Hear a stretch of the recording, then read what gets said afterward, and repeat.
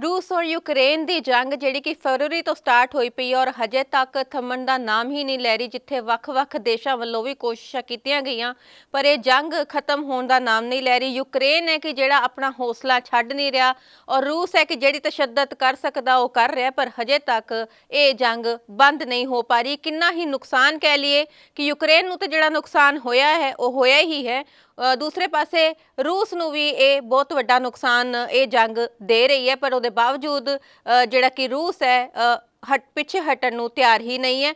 Ukraine का हिस्सा तकरीबन काफ़ी 20% कह लीए 20% हिस्सा कब्जा करन तक इहदा आया है जिक्र कि इन्ना कु कब्जा हो चुका है। पर अज जिहड़ी इस वेले की खबर है, ब्रिटेन के प्रधानमंत्री यूके के प्रधानमंत्री बोरिस जॉनसन दूजी वार यूक्रेन के राष्ट्रपति नूं ज़ेलेंस्की नूं मिलण वास्ते गए, ये हौसला देण वास्ते, ये कहण वास्ते कि यूके हमेशा यूक्रेन दे नाल खड़ा है।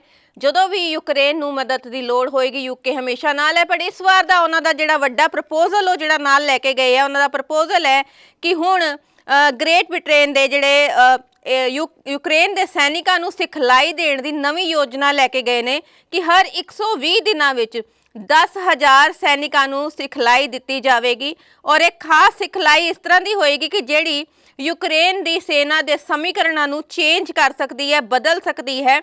उन्होंने कहा कि यूके यूक्रेन के नाल रहेगा जदों तक अंत विच जित यूक्रेन की नहीं हो जाती। सो यूके यूक्रेन के नाल रहेगा। सो ये वास्ते यदि ही कह लीए कि इस चीज़ वास्ते ही बोरिस जॉनसन वालों एक सैकेंड विजिट की गई। पहले वो विजिट करन वाले G7 देशों चों पहले प्रधानमंत्री सीगे जिहड़े यूक्रेन पहुंचे सीगे।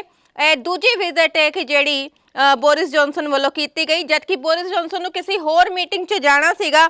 अपने ही संसद के मैंबर कौंसलां और वपारक नेतावां नाल इन्हां दी मीटिंग सीगी। कुछ ही समय पहले एक सरप्राइज कह लो अचानक ये यात्रा उन्होंने की कि जिहड़े उत्थे पहुंचे, यूक्रेन पहुंचे यूक्रेन के राष्ट्रपति नूं मिलण वास्ते, जबकि वो मीटिंग अटेंड नहीं की। उधर इन्हां दे अपने ही नेता नाराज भी होए, बट ये यूक्रेन पहुंच गए यूक्रेन के राष्ट्रपति नूं मिलण वास्ते, ये प्रपोजल देण वास्ते कि हुण यूक्रेन की सेना नूं एक अलग तो सिखलाई दित्ती जाएगी। 120 दिनां विच 10,000 सैनिकां नूं सिखलाई देण दी योजना का प्रपोजल रखा है यूक्रेन के सामने, ताकि यूक्रेन की सेना होर मजबूत हो सके।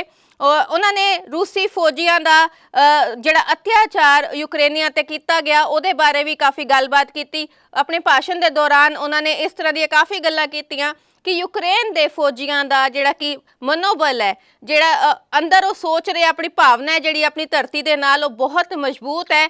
रूसी सेना रूस के लोग वो भावना नूं खत्म नहीं कर पाए। सो रूसी फौजी द्वारा किए गए जिहड़े अत्याचार ने, उन्होंने कहा कि वो दुनिया नूं डराण वाले अत्याचार ने। जो अत्याचार किए गए, नागरिकों का कतलेआम किया गया, हथ बन के गोलियां मार दित्तियां गईयां, औरतां नाल छोटे बच्चों नाल गलत कह लीए कि गलत व्यवहार किया गया, लाशां नूं बेरहमी नाल साड़ दिता गया। सो इन्नी तशद्दद रूसी सैनिकां वालों यूक्रेनियन नाल की गई, चाहे वो आम लोग ने चाहे वो सैनिक ने, बट फिर भी एक इज्जत देनी बनती है। पर ये रूसी सैनिकां वालों नहीं किया गया। उन्होंने रूसी सैनिकां दी काफ़ी निंदा की।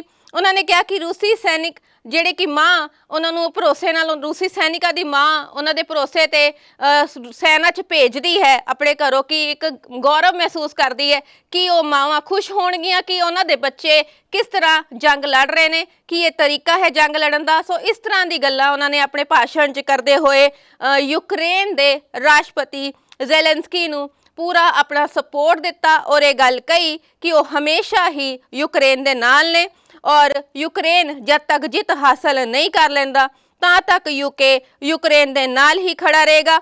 एक अचानक यात्रा करके अचानक वो यूक्रेन की सैकेंड टाइम इन्होंने यात्रा की, जिस नाल कह लिए कि यूक्रेन के राष्ट्रपति नूं काफ़ी उन्हां दा मनोबल भी उच्चा होया कि एक यूके के प्रधानमंत्री यूके उन्हां दे नाल मोढे दे नाल मोढा ला के खड़ा है।